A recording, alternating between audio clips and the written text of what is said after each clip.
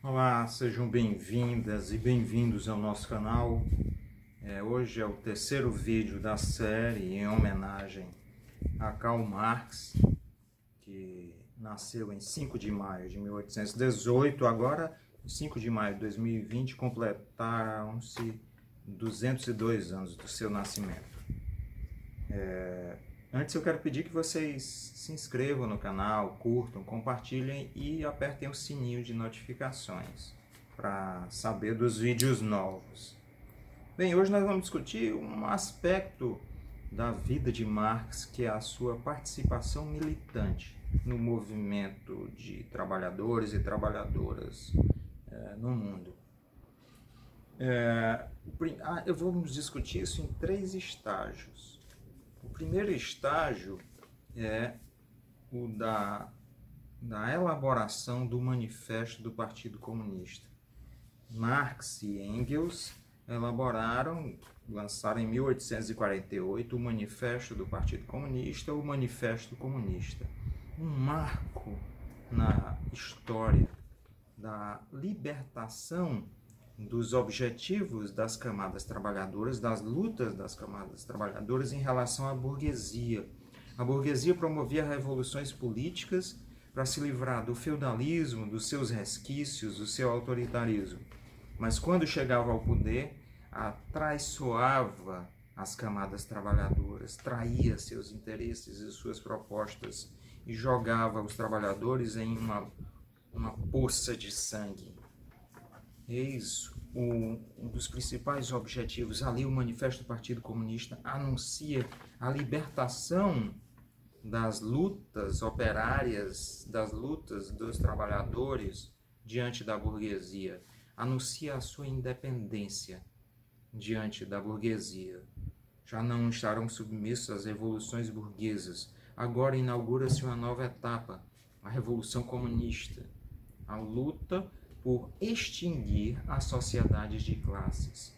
As sociedades onde classes dominantes subjugam classes dominadas e sobrevivem dos excedentes extraídos dessas classes.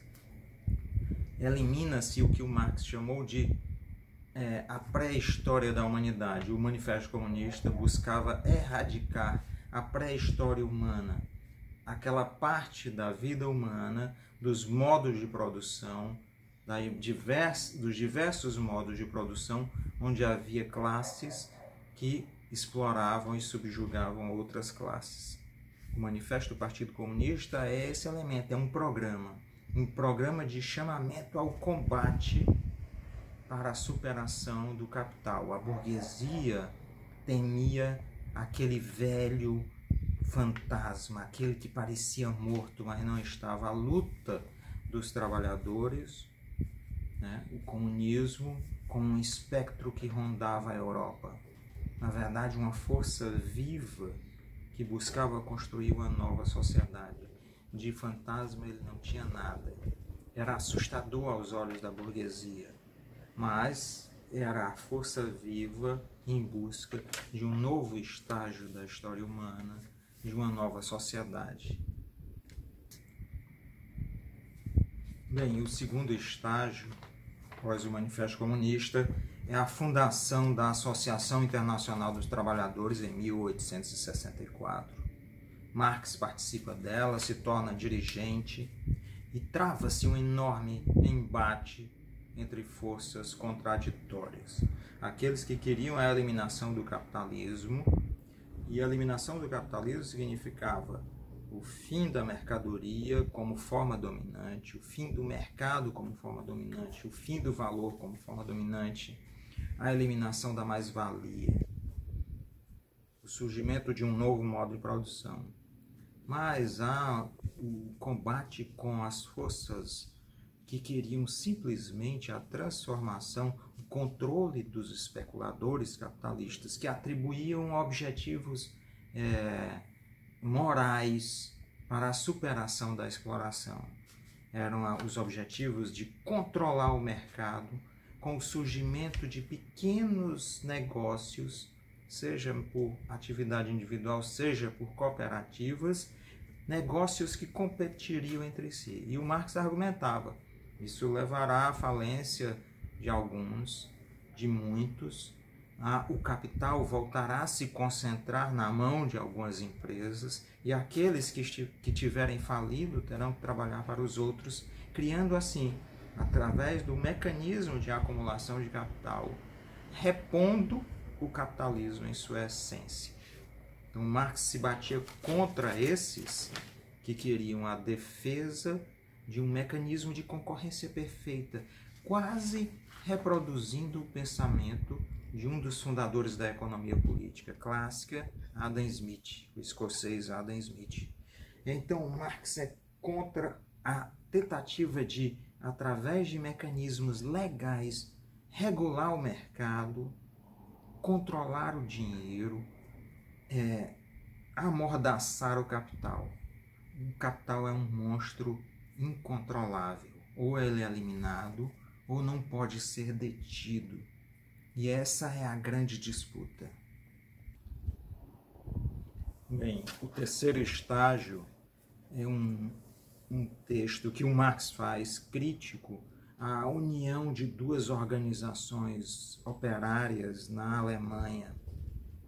Ficou conhecido, um texto de 1875 ficou conhecido como Crítica ao Programa de Gotha. E aí, se antes Marx se batia contra setores externos ao chamado marxismo, que eram os anarquistas, agora o embate é interno a essas organizações operárias social-democratas ou socialistas, onde há uma confusão completa, uma incompreensão, inclusive, do que é se livrar do capitalismo. O mesmo problema dos anarquistas é reposto agora nas organizações alemãs e por toda a Europa. É a defesa do fim da injustiça no capitalismo por parte dessas organizações, como se fosse possível existir um capitalismo justo, como se fosse possível eliminar a injustiça no pagamento às camadas trabalhadoras. Marx é bem claro e bate severamente no programa que sai desse congresso de Gotha. Ponto a ponto, ele vai demonstrando os erros, a incapacidade de compreender o domínio do capital sobre a força de trabalho, a incapacidade de ver que é preciso eliminar o capitalismo. E isso nos traz um elemento quase trágico no sentido grego.